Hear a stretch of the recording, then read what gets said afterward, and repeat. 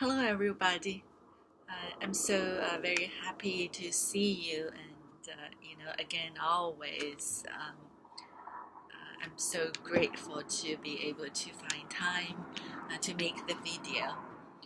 Today, I'm just gonna try outside and see how it goes. You will hear the airplane, um, but at least the sun and the temperature and the trees, and are just so beautiful. So let's go ahead and get started. The topic today is how to respond to an attack. So this is a question a friend of mine asked me about a month ago. So I've been thinking about it, and finally am ready to tackle the question. Uh, so just I want to say that today there are some ideas that may be counterintuitive. So I would encourage everybody to give it a chance, right? Think about it. If we do things and think in the same way, right, all the time, right? So the results are still the same.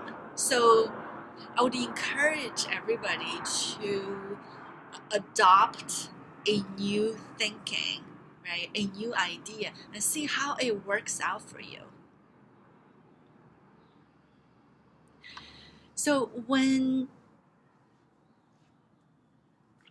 somebody attacks us, right? So the first reaction is to respond with a counterattack, just like what the cliche says, an eye for an eye, a tooth for a tooth, right? So anger is justified.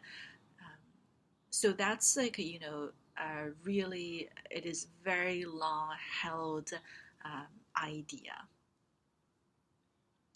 So, however, here I want to say that that's like what the ego's response, because the ego, right? I talked about the lizard brain, right? Is very right. Is very scared, and it feels like threatened, right? So the ego just does not want to be annihilated. So that is why it usually responds, right? Respond, with a counterattack, just to protect itself, right? So again, we're saying now is yeah, like the 21st century. Things have changed. We need to update our software, right?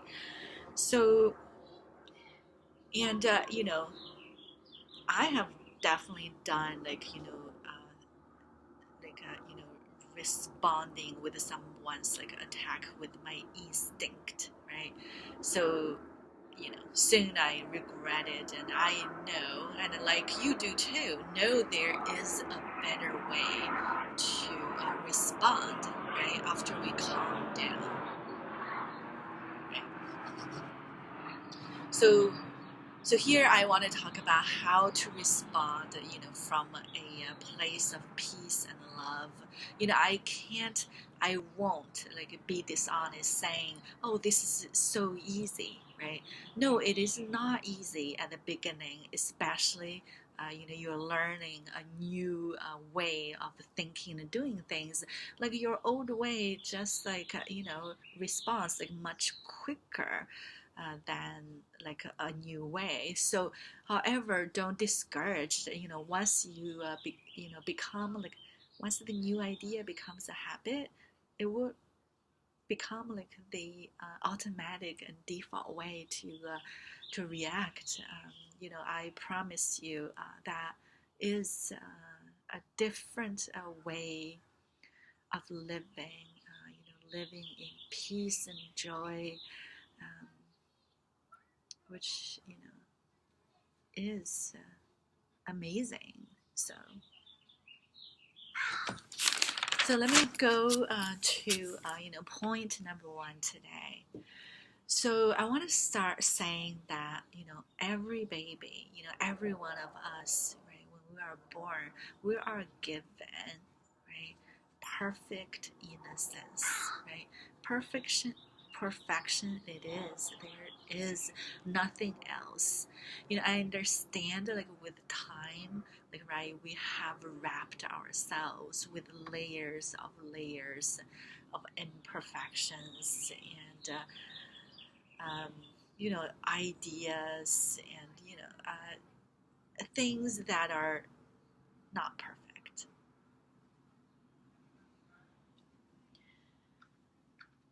However, the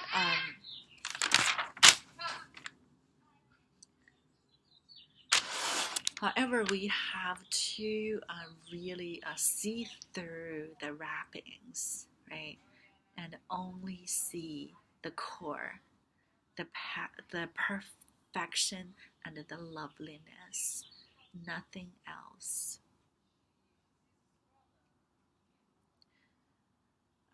I definitely say that certain situations uh, make seeing like a hidden perfection very difficult.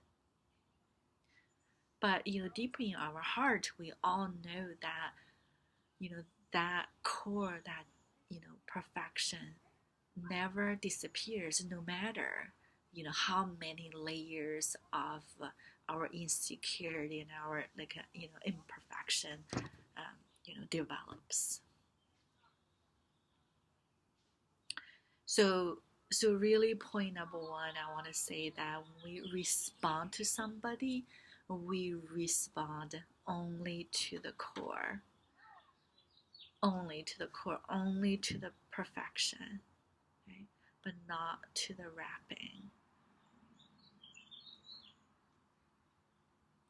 So how are we going to respond to the core, to the loveliness, to the perfection, right? So we respond with love, and then we respond with forgiveness of all the imperfections. So now, second point. Right? Before I get into a second point, I really want to just clarify the meaning of love. Right. So I use that very frequently in my videos. Love is really, really is the core of spiritual development. So what I always mean is love is the kind of agape love, right? The kind of love that you do not need to ever earn, right? It is unconditional. It it comes with your birthright. No one can take it away from you.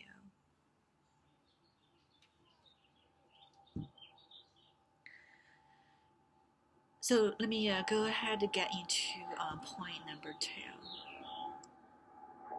So there are only two human behaviors.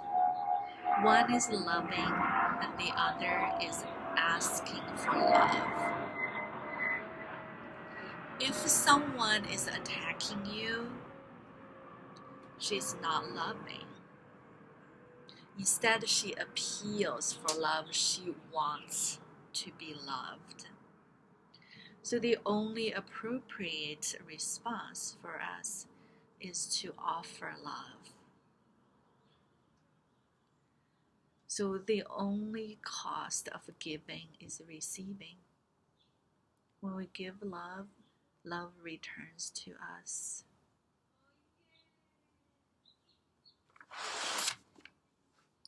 Bullet number three. If we respond with a counterattack, we are invalidating her perfection in the core. And we're also saying that we can be harmed. Each person's core is invulnerable. You cannot harm others or be harmed. Point number 4. Let's assume that I respond with a counterattack. This means that I'm making a wrong interpretation of this person because I only see the imperfections. I only see the surface. I'm not looking through all this like cloud and this stuff, and to see the core, right? So this wrong interpretation, right? Like basically, it is a double wrong, right? So double wrong does not make it right. So I want to encourage everybody, right? So to stick to something like this, let chaos end with me and peace start with me. So let me end this video with Mother Teresa's quote. Let no one ever come to you without ever coming away better and happier.